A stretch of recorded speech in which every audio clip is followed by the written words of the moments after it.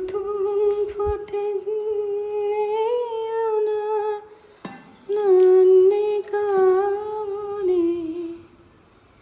গাছগুলো ভিতরে আছে বলে ঠান্ডা ঠান্ডা তবু লাগছে।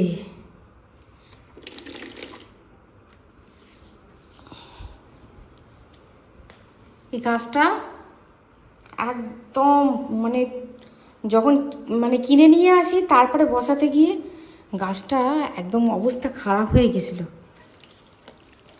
ও বলেছিল বাঁচবে না, বললাম ঠিক বাঁচবে, এই গাছ বাঁচে না এমন নয়। দুদিন পরে ঠিক এইখানটা কেটে দিলে আমার সাইড থেকে এভাবে মানে ঝাপটা ঝুপড়ি তৈরি হবে, ওই জন্য ছোটো নেওয়া হয়েছে।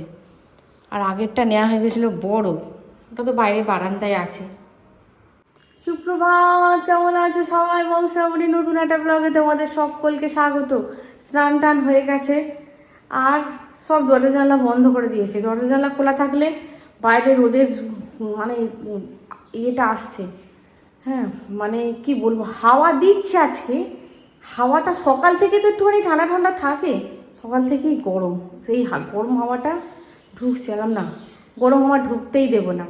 আর আজকে সকালবেলা একটুখানা গন্ডগোল হয়ে গেছে, আটকা পিছনে নিতাই লেগেছে কাজ করতে, ব্যাস ওই যে কুমড়ো গাছটা দেখলে, কুমড়ো গাছটা হয়েছে, কুমড়ো গাছটা তুলে সরাতে গিয়ে একটা কচি কুমড়ো নিহত হয়েছে।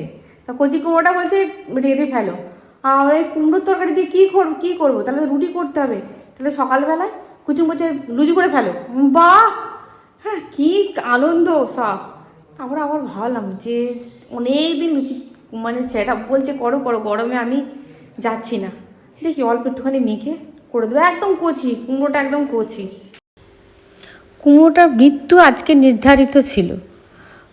কুমড়োটা মানে কি বলবো, ডালটা অন্য একটা ডাল মানে সরাতে গিয়ে ওই কুমড়োটার মানে কিভাবে লেগেছে, নিতাই বলছে বুঝতেই পারা গেল না কিভাবে লাগলো, কুমড়োটা ছিঁড়ে গেল। আমি যে ভালো, কুমড়োটা নেই, যৌবন প্রাপ্তি নেই, বার্ধক্য প্রাপ্তি নেই, আর কি করা যাবে। একদম কচি কুমড়ো ফেলে দেবো? প্রভু বলছে ফেলে দিও না, কুমড়োটাকে রেঁধে ফেলো। তোমাদের তো বললামই, এই এত কচি কুমড়োটাকে নিয়ে কীভাবে রাঁধবো সেটাই ভেবে পাচ্ছি না। একটু লাল আভা হয়নি, আর ওই ওপরের ছালটাকেও ছাড়াইনি, ওই জন্য একদম বাজে লাগবে। কচি কুমড়ো আমার ঠাকুমা বলতো এরকমভাবে রান্না করতে হয়। কচি কুমড়ো আমরা এখানে সেরকমভাবে খাই না, কিন্তু মানে চীনেতে জাপানেতে না কচি কুমড়ো ওরা খায়, এইরকম ছোট্ট ছোট্ট কচি কুমড়ো কাঁচা খেয়ে নেয়। আমরা তো তবু একদম রান্না মারা করে খাচ্ছি, ওরা কাঁচাই খেয়ে নেয়। যাই হোক, একটুখানি হিং দিলে ভালো হতো, হিং দেবো না, হিং আমার খাওয়া একটুখানি নিষেধ আছে। একটুখানি তেজপাতা, 5 ফোড়ন, একটু জিরে ফোড়ন, একটুখানি শুকনো লঙ্কা ফোড়ন দিলাম, দিয়ে ভাবছি এই কুমড়োটাকে কীভাবে রাঁধবো। একটু দেখো, ভালো কুমড়ো হলে, পাকা কুমড়ো হলে অত মশলা লাগে না, ফোড়নেই রান্না হয়ে যায় যদি নুন মিষ্টি ঠিকঠাকভাবে দেওয়া হয়। কিন্তু কচি কুমড়ো তো একটুখানি জিরে গুঁড়ো, একটুখানি ধনে গুঁড়ো, একটুখানি লঙ্কা গুঁড়ো, মানে ঝাল ঝাল মিষ্টি মিষ্টি নুন সব পরিমাণ মতন থাকবে। দেখো সব দিয়েছি, পরিমাণ মতন থাকবে।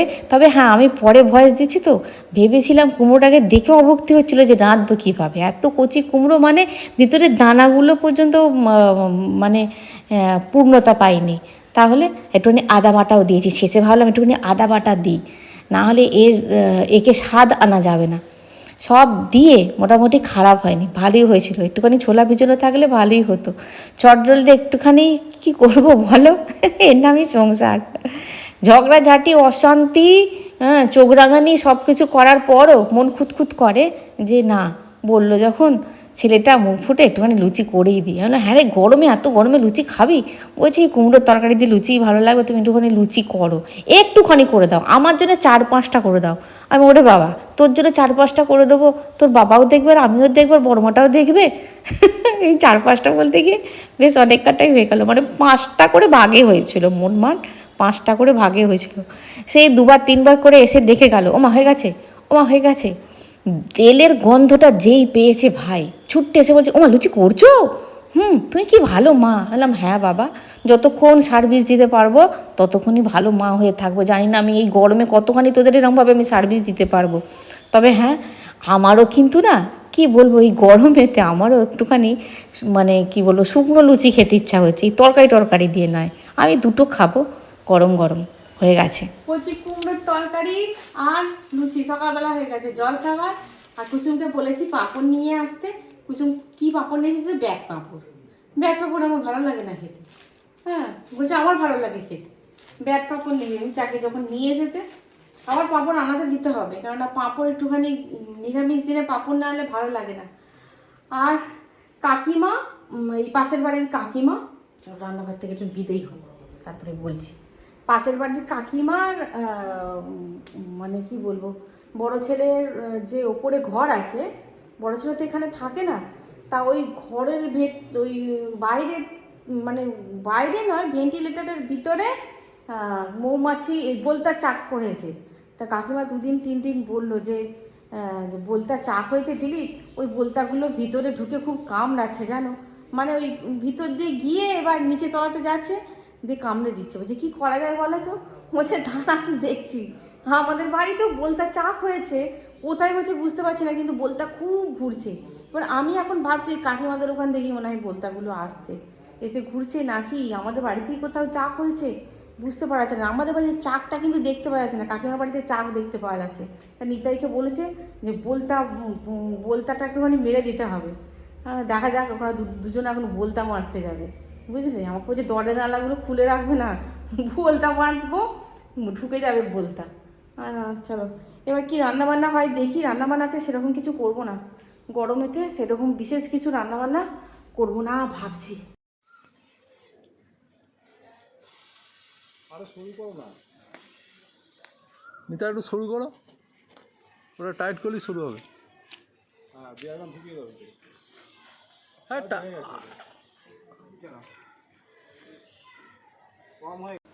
এই যে আমাদের বাগানের পাশেই যে বাড়িটা, তোমরা তো দেখেছো কাকিমাদের বাড়ি, তা কাকিমা বড় ছেলে এখানে থাকে না।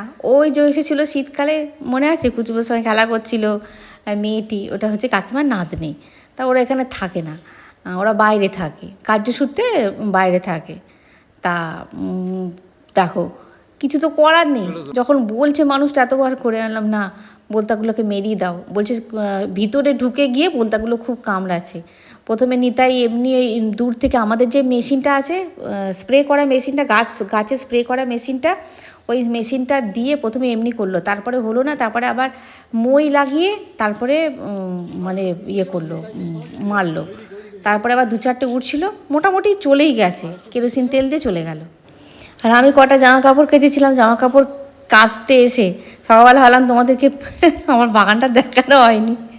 এই গরমে রোদেতে দেখো ফুলগুলো কিন্তু এই যে নয়নতারাই বলো আর এগুলোই বলো, রোদ জল পেলেই এরা ঠিকঠাক থাকে।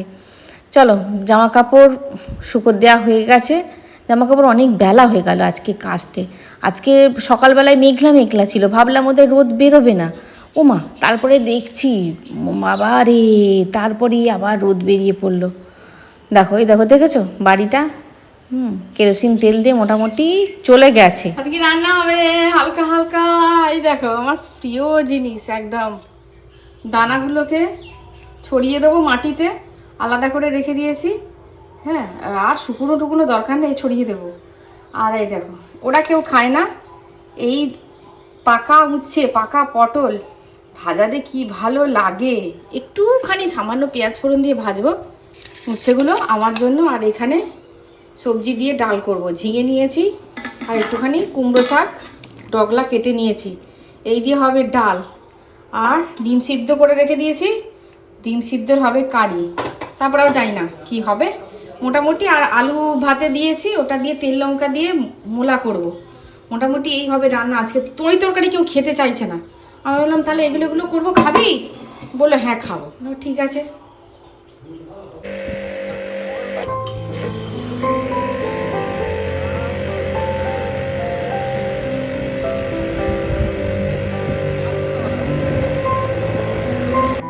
কুচুম আজকে খেলতে যায়নি, বলছে বাবা গাড়ি ধোবো বলে মেশিনটা বার করে ফেললো, ওই যে তোমার ওয়াশিং মেশিন যেটা তোমার জল দিয়ে ওয়াশ করা হয়, বার করে ফেললো। আমি তো তাড়া লাগিয়েছি, আমি এই রোদের মধ্যে তুই গাড়ি ধুবি এইখানে, পিচের রাস্তার উপরে দাঁড়ানো যাচ্ছে না। ওমা সব সেট আপ করার পর বলছে তুমি আমাকে গাড়ি ধুতে দেবে না আজকে? আমি বললাম না ধুবি তো সকালবেলায় ধুলি না কেন, এত রোদ, এখন রোদ রোদ হয়ে গেছে, বেলা 12টা, সূর্য একদম মাথার ওপর উঠে গেছে, তুই এখন গাড়ি ধুবি?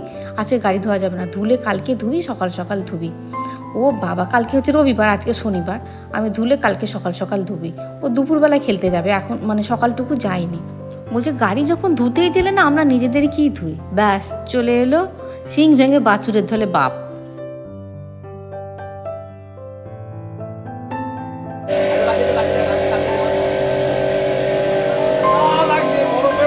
তাই বরফের মতো লাগছে, বরফের মতো লাগছে।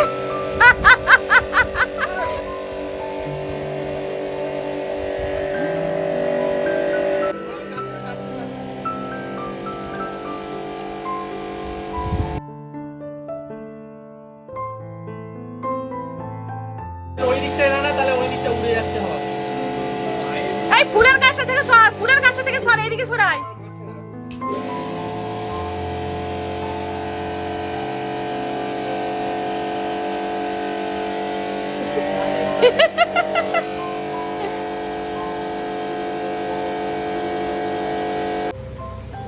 এদিকে ডিম কষা হয়ে গেছে, একটা ডিম ভেজেছি, আর এই যে আমার পাকা করলা, আর এদিকে ডাল কমপ্লিট। আর কিছু করব, হাতে আছে আধ ঘন্টা সময়, করব কিনা ভাবছি। আলু সিদ্ধ দিয়েছি, আধ ঘন্টা রান্না কমপ্লিট একদম।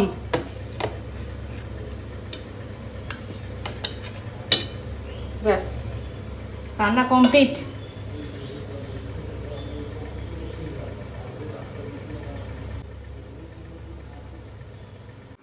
আমার এটার আবার কি হয়েছে, এটা আবার বন্ধ করে দিলে আবার এমনি এমনি খুলে যাচ্ছে, ভগবান জানে কি হয়েছে। রান্নাবান্না কমপ্লিট হয়ে গেছে। হ্যাঁ, এটাকে জায়গা মতো রাখতে হবে। আর আমাদের কাছে ফলসা, আর দেখো ফলসা গাছটা বেশ বড় হয়ে গেছে, ডালপালাগুলো কেটে দিতে হলো, ওই যে পাশের বাড়িতে ডালপালা চলে যাচ্ছে, কেটে দিতে হলো, নাহলে আরও হতো। মানে এতটা নিয়ে আসা হয়েছিল, দু একটা করে খেয়ে আর কি টক মিষ্টি মিষ্টি মিষ্টি টকটা খুব ভালো। তোমরা একদিন জিজ্ঞাসা করেছিলে শ্রাবণী তোমাদের ফলসা গাছ আছে, হলে দেখাবে। এই কটা অবশিষ্ট আছে, ভুলেই গেছিলাম। তবে হ্যাঁ, গাছে আছে, পাড়ার লোকের খুব অভাব, কে পারবে, বড় হয়ে গেছে গাছটা।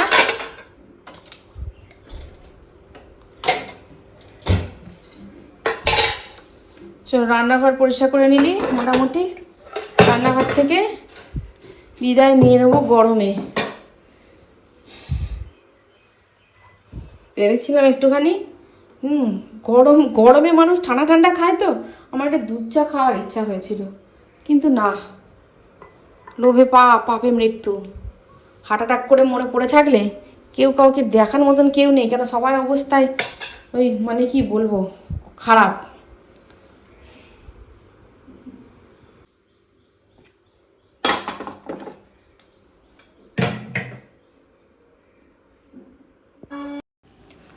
আজ সন্ধ্যাবেলায় গানের ক্লাস আছে, তা এরা দুজন আসতে পারবে না, মানে 3 জন মতন আসতে পারবে না, কিন্তু এদের আসা আজকে খুব দরকার। কেন দরকার সেটা তোমাদের এতদিন আমি গানের ক্লাস দেখাতে পারিনি, কারণটা তোমাদের আমি বলেইছি কেন দেখাতে পারিনি। সন্ধেবেলা ক্লাসে যেহেতু আসতে পারবে না, যেহেতু এদের অবশ্যই আজকে আসতে হবে, আর একটু ডেকে নিলাম, বললাম চলে আসতে পারবি তো চলে আয়, তাই এদের ক্লাসটা করিয়ে দিলাম। কেননা কালকে খুব দরকার, মানে বিশেষ প্রয়োজন, ক্লাসটা আজকে আমাকে করাতেই হতো এদেরকে। তা ওদের সুবিধা, আমার সুবিধা অসুবিধা যেমন ওরা মেনে নেয়, ওদের সুবিধা অসুবিধা একটুখানি মেনে নিতে হবে। আমি বললাম না চলে আয়, যেহেতু কেন সেটা কালকের ব্লগে একটুখানি পরিষ্কার করে তোমরা জানতে পারবে।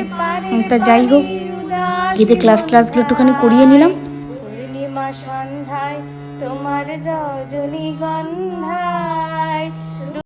আর কপিরাইটের চক্রে যে আমি কিভাবে ক্লাসটা করাচ্ছি সেটা তো তোমাদের দেখাবো, এই ভিডিও আর যাবে না, পৌঁছাবেই না, এদের চেকিং চলতেই থাকবে। ইউটিউব কী চেকিং করে ভগবান জানে। একটুখানি আবার হারমোনিয়ামের সঙ্গে একটুখানি হারমোনিয়াম নিয়ে গান, এমনি খালি গলায় গান করলে ইউটিউব চেকিং দিতে চায় না, জানো কোথায় যাই বলো তো। আর অত সময় নেই যে কখন চেকিং তুলবে তারপরে দেব, বা তোমার ওই আছে অনেক কাণ্ড কারখানা করে তোলা যায়, হ্যাঁ, অত সময় হয় না, ওই জন্য দিতে পারি না, ইচ্ছা থাকলেও দিতে পারি না। তবে শর্টসে দিলেও হয়, সেও তো সময় করে উঠতে পারছি না, এত প্রচণ্ড গরমে সেটাও সময় করে উঠতে পারছি না। ফ্যান চললে আর কিচ্ছু কথা শোনা যায় না। তোমাদের সেদিনকে একটা ভিডিও করেছিলাম, তোমরা দেখলে? যে কমেন্টসে একজন জানিয়েছে তার দুঃখের কথা, তার স্বামী মেন্টালি টর্চার করে, ফিজিক্যালিও হয়তো করে, হ্যাঁ টর্চার করে। এবার সেটা মেন্টালিও তো করেই, ফিজিক্যালিও করে। তা সেই দুঃখের কাহিনী সে কমেন্ট সেকশানে লিখেছিল। তারপরে বাবা সেটা নিয়ে আমি একটা ভিডিও করেছিলাম। তারপর সেদিনকে অনেক কমেন্টস এসেছিল যে মেয়েদের নিজেদের পায়ে নিজেদেরা দাঁড়াতে হবে। এটা একদম মানে কি বলবো, এটা চিরাচরিত সত্য। কিন্তু মেয়েদের স্বয়ংসম্পূর্ণ হতে দেয় কজন? কটা মানে কি বলবো, কটা ফ্যামিলি দেয়, কটা ফ্যামিলি সাপোর্ট করে যে তুমি সমস্ত কিছু করে তুমি নিজের জন্য একটুখানি সময় বার করো, বা নিজের জন্য কী বলবো বলো তো, যারা যুদ্ধ করে, যারা লড়াই করে, ফাইট করে নিজেদের অধিকারটা আদায় করে নিতে পারে, যে না মানে সময়ের মধ্যে, এই যে ওর সময়টা কথা টেনে তুমি বাড়াতে পারবে না। অন্যের ক্ষেত্রে যেটুকু সময়, আমার ক্ষেত্রেও সেটুকু সময়। দিন যেটুকু তোমার ক্ষেত্রে, দিন সেটুকু আমার ক্ষেত্রে, রাত যেটুকু তোমার ক্ষেত্রে সেইটুকু আমার ক্ষেত্রে, টেনে তো বাড়াতে পারবো না। তা সেই সময়ের ওপর দাবি তোমার আছে, তোমাদের আছে, আমাদের কেন থাকবে না? আমাদের মতো মহিলাদের কেন থাকবে না? হাউসওয়াইফদের কেন থাকবে না? সব কিছু করার পরও একটা সময় নিজের জন্য বার করে নিতে হয়, নিজের হবির জন্য বার করে নিতে হয়, নিজের মানে ইচ্ছা পূরণের জন্য বার করে নিতে হয়। এইবার স্বয়ংসম্পূর্ণ তো পরের ব্যাপার, সেটা করতে করতে দেখবে একটা স্বয়ংসম্পূর্ণ হওয়ার একটা রাস্তা ঠিক তৈরি হয়ে যায়। এই জন্য এখনকার মানে কি বলবো, মেয়েরা অনেকটা বুঝে গেছে যে না, নিজেদের হাতে যদি একটু পয়সা করি না থাকে তাহলে খুব সমস্যা, এটা খুবই সমস্যা। কিন্তু দেখো হতে দেয় কজন? যেমন দেখো, আমি নাম করছি না, আমার কাছ থেকেই সমস্ত কিছু জেনে গেল কিভাবে ভিডিও এডিট করতে হয়। বলছে দিদি আমিও একটা চ্যানেল খুলবো। আমি বলছি হ্যাঁ করলাম, অসুবিধা কী আছে? তো সব কিছু জেনে গেল, জেনে গিয়ে মানে 2 কি 3টে শর্টস ছেড়েছে। আমি তুই প্রথমে শর্টস দে, তারপরে আস্তে আস্তে সড়গড় হয়ে যাবি, তারপরে করবি। 2-3টে শুধু শর্টস দিয়েছে, ব্যাস। তারপরে দেখলাম চ্যানেলটি আছে, ভিডিওগুলো সব ডিলিট। কী ব্যাপার? আমি আর কিছু জিজ্ঞাসা করিনি। তারপরে ফোন করতে আমার মা একটা কথা জিজ্ঞাসা করার জন্য, আমি দাঁড়া ওকে জিজ্ঞাসা করি, ও জানবে হয়তো। তারপরে আমি ফোন করলাম, আমি কি হলো, তুই 2-3টে শর্টস দিলি, ভালোই তো হচ্ছিলো। হ্যাঁ, বলছে না দিদি বাড়ি থেকে অ্যালাউ করছে না, জানো, বুঝে ভিডিও করা যাবে না একদম। মানে 2-3 দিন খুব ঝামেলা অশান্তি হলো। তারপরে আমার হাজব্যান্ড বলে দিল স্ট্রিক্টলি ভিডিও করা যাবে না, যাবে না বলেছি, যাবে না। ভাবো, আমরা যদি নিজেরাই ভেবে ফেলি যে এটা খারাপ, ওটা খারাপ, আরে খারাপ কিছু করছে কিনা দেখো। মেয়েটা খারাপ কিছু করছে কিনা বলছে, আমাকে একটা সুযোগ পর্যন্ত দিল না দিদি। হ্যাঁ, আমাকে মেয়েটা আঁকেও খুব সুন্দর, যেন খুব সুন্দর, এত সুন্দর আলপনা আঁকে না। 2টো আলপনা দিয়ে ভিডিও ছেড়েছিল মিউজিক দিয়ে, আর বোধহয় 2টো ওই যে এখন উঠেছে এখন তোমার লিপ মিলিয়ে গানের 2টো ভিডিও একটু সেজে গুজে ছেড়েছিল। মোট 4টে ভিডিও ছেড়েছিল। মানে খাও দাও কাজ করো বাড়িতে, আর কিছু করতে হবে না, আর কিছু করতে হবে না। কিন্তু এইখানে থেমে থাকলে হবে না। আমি বললাম তুই থেমে গেলি কেন? টাইপডটা নেই নি। আমি তুই থেমে গেলি কেন? তোকে বললো আর তুই থেমে গেলি? হ্যাঁ, বলছি কী করবো দিদি, এক জায়গাতে থাকতে হবে, কত অশান্তি করবো বলো তো, ভালো লাগে? আর সত্যিতে এক জায়গায় থেকে তো অশান্তি করে থাকা যায় না। কিন্তু তোমার নিজের জিনিসটা বুঝে নিতে গেলে তোমাকে অশান্তি করতে হবে। আমি এই বয়সে এসে বুঝেছি যে নিজের দাবি, নিজের অধিকার যদি পেতে চাও, তাহলে অত সহজে তোমার অধিকারটি হাতে তুলে দেবে না তোমার দাবি তোমাকে মেটাতে, বা দাবি মেটাতে দেবে না সংসার। সুতরাং নিজের অধিকারটা নিজেকেই দেখে নিতে হবে যে হ্যাঁ এটা আমার অধিকার, এটা আমার মৌলিক অধিকার। কি বলবো, আমি তো থার্ড পার্সন হয়ে ওদের মানে সংসারে বেশি নাক গলাতে পারবো না। আমি বললাম দেখ, হ্যাঁ, তবে চেষ্টা ছাড়িস না, চেষ্টা চালিয়ে যা, হ্যাঁ, চেষ্টা চালিয়ে যা, একদিন হয়তো হবে। বলছে না দিদি, আমাকে সঙ্গে সঙ্গে বলেছে তুমি ডিলিট করবে কি না বলো। আমি উমা কোথায়, হ্যাঁ, ভাবো এরকম অনেক ফ্যামিলি আছে। এরকম যে তো বলছো না যে নিজেদের পায়ে নিজে দাঁড়াতে হবে, তোমার পায়ে যদি শিকলটাকে বেঁধে দেয় তা জোর করে, তুমি দাঁড়াবে কি করে বলে। এমন অনেক ফ্যামিলি আছে, এমন অনেক ফ্যামিলি আছে সাপোর্ট করে, আবার এমন অনেক ফ্যামিলি আছে তোমাকে টেনে ভিতর দিকে নিয়ে চলে আসবে। তুমি নিজেকে প্রকাশ করবে কিভাবে, তোমাকে টেনে ভিতর দিকে নিয়ে চলে আসবে। তো যাই হোক, খুব খারাপ লাগলো জানো, কি বলবো বলো তো, কিছু তো বলারও নেই। তবে হ্যাঁ, যুদ্ধ করতে হয়, অশান্তি করতে হয়, তবেই কিন্তু একটা জায়গায় আসে। আমি দেখেছি মিষ্টি যুদ্ধও চালিয়ে যেতে হয়, মিষ্টি যুদ্ধ থাকতে থাকতে মিষ্টি যুদ্ধও চালিয়ে যেতে হয়, নাহলে কিন্তু ছেড়ে দিলে আর হয় না। এবং দরদর করে ঘামছে দেখেছো। খুব ভালো থাকবে গরমে, প্রচুর পরিমাণে জল খাবে। আমার খালি মনে হচ্ছে জলই খায়। তাহলে ভিডিওটা এই পর্যন্ত, দেখা হচ্ছে পরের ভিডিও। খুব ভালো থাকবে, খুব সুস্থ থাকবে। আজ আসি বন্ধুরা।